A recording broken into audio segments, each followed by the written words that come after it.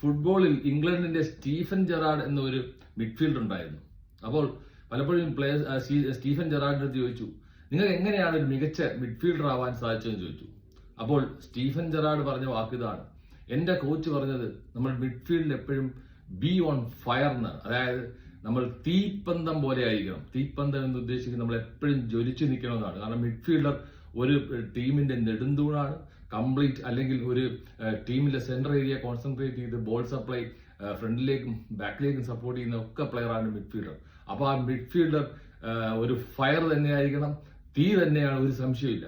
അപ്പം ഈ കോച്ച് പറഞ്ഞത് walk be on as a fire in the midfield. അതായത് എപ്പോഴും ആക്റ്റീവായിട്ട് ജ്വലിച്ചു നിൽക്കുക, എന്നാൽ മാത്രമേ ഒരു മിഡ്ഫീൽഡിന് സക്സസ് ആവാൻ സാധിക്കൂ. അപ്പോൾ തീർച്ചയായിട്ടും നിങ്ങൾ മിഡ്ഫീൽഡർ ആവാൻ പോകുന്ന പ്ലെയേഴ്സ് ആണെങ്കിൽ തീർച്ചയായിട്ടും നിങ്ങൾ ഒരുപാട് ഹാർഡ് വർക്ക് ചെയ്യണം.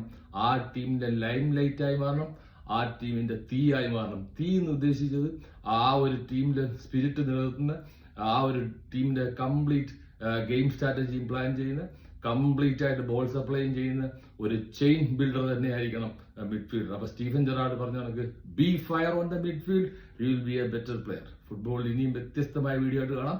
It's bye from Manish Shashi. Thank U.